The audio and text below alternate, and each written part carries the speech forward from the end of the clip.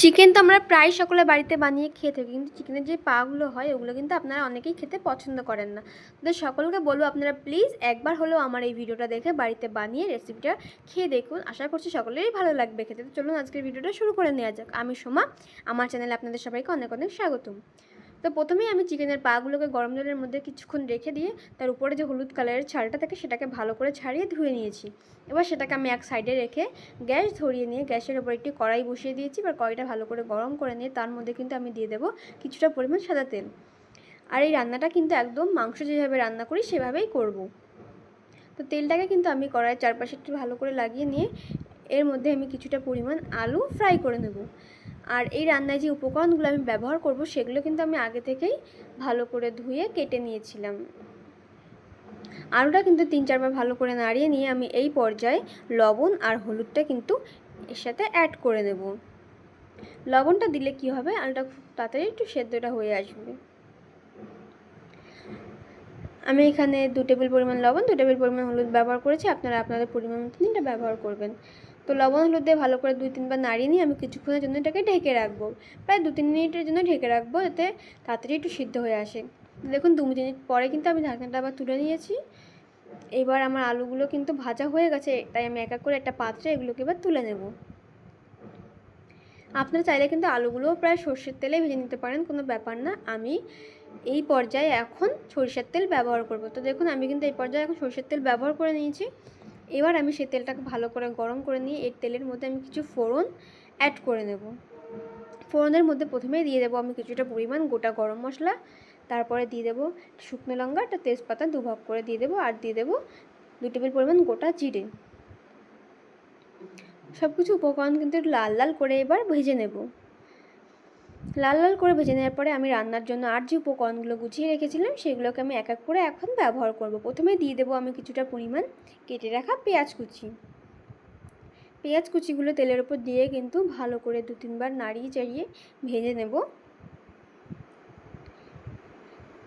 2-3 বার ভেজে নেওয়ার পরে কিন্তু আমরা এর মধ্যে এবার লবণ অ্যাড করে নেব। লবণটা দিলে কি হবে, পেঁয়াজটা খুব সুন্দর তাড়াতাড়ি নরম হয়ে সেদ্ধ হয়ে আসবে।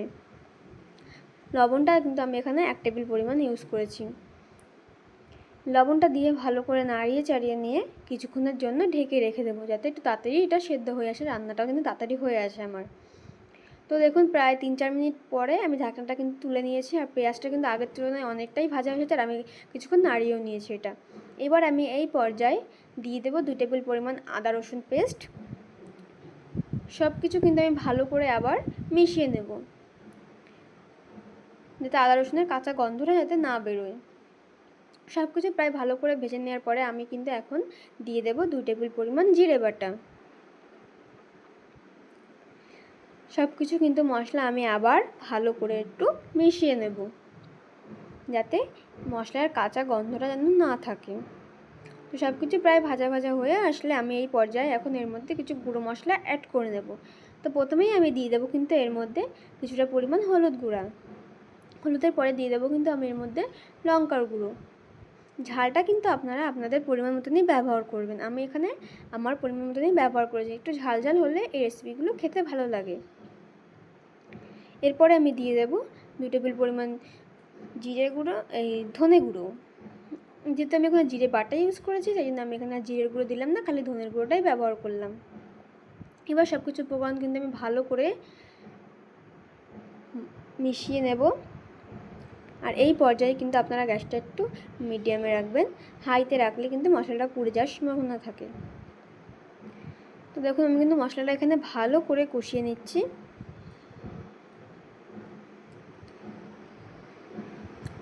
এরকম একটু ভাজা ভাজা হয়ে আসলে আপনারা কিন্তু এই পর্যায়ে এর মধ্যে কিন্তু কিছুটা পরিমাণ চিনি দিয়ে দেবেন। চিনিটা দিলে কি হবে, রান্নার টেস্টটা ব্যালেন্স করে এই চিনি। তো চিনিটা দিয়ে কিন্তু আমি ভালো করে এটাকে আবার কষিয়ে নেব যতক্ষণ না এর থেকে তেল ছেড়ে আসছে। এই পর্যায়ে এখানে প্রচণ্ড ধোঁয়া উঠছিল, সেই কারণে আপনাদের একটু ঘোলা ঘোলা লাগতে পারে। ভুল ত্রুটিগুলো একটু মার্জনা করে নেবেন। তো দেখুন মশলাটা কিন্তু প্রায় কষে এসেছে, তেল কিন্তু ছাড়তে শুরু করে দিয়েছে মশলা থেকে। তো আমি আরও 2-3 বার নাড়িয়ে নিয়ে যে ধুয়ে রাখা যে চিকেনের পাগুলো ছিল আমার, সেগুলোকে কিন্তু আমি এর মধ্যে দিয়ে দেব। চিকেনের পাটা দিয়ে 2-3 বার নাড়িয়ে নেওয়ার পরে কিন্তু আমি এর মধ্যে কিছুটা পরিমাণ গোটা লঙ্কা, কাঁচা লঙ্কা, ভেজে রাখা আলু আর একটা গোটা টমেটো কিন্তু দিয়ে দেবো এর মধ্যে। এবার সব কিছু উপকরণ ভালো করে কষিয়ে নেব, যাতে মশলাগুলো মুরগির পায়ের মধ্যে ভালো করে মিশে যায়। আর এই সময়ও কিন্তু আপনারা একটু গ্যাসটা মিডিয়ামে রাখবেন, নাহলে কিন্তু পুড়ে যাওয়ার সম্ভাবনা থাকে। মশলাটা কিন্তু আপনারা একটু ভালো করেই কষিয়ে নেবেন, যাতে খেতে টেস্ট আসে। আর হ্যাঁ, রান্না করতে তো বলাই হলো না, আপনারা কে কোথা থেকে আমার এই ভিডিওটা দেখছেন অবশ্যই কিন্তু আমাকে প্লিজ কমেন্টে জানাবেন। আর আমার এই রেসিপিগুলো যদি ভালো লেগে থাকে তো প্লিজ চ্যানেলটাকে একটু সাবস্ক্রাইব করবেন। আর আপনারা কী কী রেসিপি দেখতে চান আমার সেই রেসিপিগুলো কমেন্টে জানাবেন। তো দেখুন আমি কিন্তু এখানে ভালো করে এগুলোকে কষিয়ে নিয়েছি। এবার কিছুক্ষণের জন্য না এটাকে একটু ঢেকে রাখবো। আর এখানে কিন্তু আমি একটু জল ব্যবহার করিনি, আপনারা চাইলে জল দিতে পারেন, কিন্তু আমি কোনো জল ব্যবহার করিনি এখানে। ঢাকনা তুলে রেখে কিন্তু আমি আবার কিছুক্ষণের জন্য এটাকে নাড়িয়ে নেব। একটু বেশিক্ষণই কষাবেন, যাতে খেতে কী হবে, যাতে একটু খুব সুন্দর লাগবে।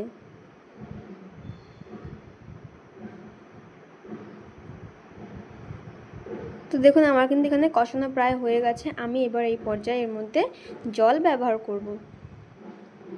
আমি এখানে গরম জল ব্যবহার করেছি। গরম জলটা দিলে কি হবে, রান্নাটা খুব তাড়াতাড়ি হয়ে আসবে।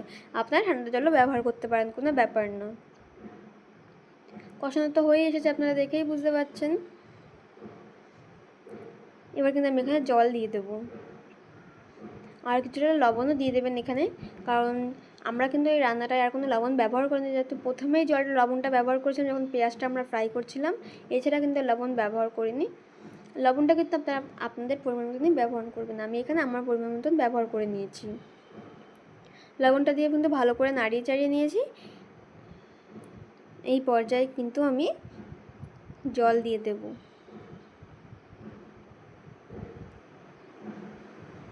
জলটা কিন্তু আমি দিয়ে দিয়েছি। এবার এটাকে আবার ভালো করে একটু নাড়িয়ে চাড়িয়ে নিয়ে কিছুক্ষণের জন্য কিন্তু ঢেকে রাখবো। যেহেতু আমি গরম জল ব্যবহার করি, তাই আমার বেশিক্ষণ ঢেকে না রাখলেও হবে। আর জলটা না আমি বেশি টানাবো না, কারণ এটা যখন আমি পরে নামাবো তখন কি হবে, একদমই ঘন হয়ে আসবে, সেই কারণে। তো দেখুন আমি কিন্তু ঢাকা দেওয়ার পরে আবার ঢাকনাটা তুলে নিলাম কিছুক্ষণ পরে, আর আমার রেসিপিটা কিন্তু একদম রেডি হয়ে গেছে। আর দেখুন এখানে আলুগুলোও কিন্তু সিদ্ধ হয়ে গেছে, আর এই মুরগির পাগুলোও কিন্তু একদম সিদ্ধ হয়ে গেছে। তো রেসিপিটা কিন্তু আমার পুরো রেডি হয়ে গেছে। এবার আমি একটু গরম মশলা, ধনেপাতা দিয়ে এটাকে কিন্তু নামিয়ে নেব। এই গরম মশলা কিন্তু আমার বাড়িতে তৈরি করা গরম মশলা, আপনাদেরকে তো আমি আমার আগের ভিডিওটা বলেই দিয়েছি। গরম মশলা দেওয়ার পর আমি কিন্তু এখানে কিছুটা পরিমাণ ধনেপাতা ব্যবহার করে নিয়েছি। আপনারা ধনেপাতাটা অ্যাভয়েডও করতে পারেন, কোনো ব্যাপার না। আমি এখানে সামান্য পরিমাণে দিয়েছি। এবার কিন্তু আমার রেসিপিটা একদম রেডি। এটাকে কিন্তু এবার আমি নামিয়ে নেব। আর আপনারা এই রেসিপিটা ভাত, রুটি, নান, পরোটা যেটার সঙ্গে ব্যবহার করবেন খাওয়ার জন্য, খেতে কিন্তু অসম্ভব সুন্দর লাগবে। তো দেখুন রেসিপিটা কিন্তু আমার রেডি হয়ে গেছে। এবার আমি কিন্তু এটাকে ভাতের সাথেই সার্ভ করে নেব। আপনারা যেটার সঙ্গে সার্ভ করবেন কোনো ব্যাপার না। আর সঙ্গে যদি দুটো শসা পেঁয়াজ নিয়ে নেন, খেতে কিন্তু অসম্ভবই সুন্দর লাগবে। তো আজকের ভিডিও এখানে স্টপ করছি। টাটা, দেখা হচ্ছে নেক্সট ভিডিওতে।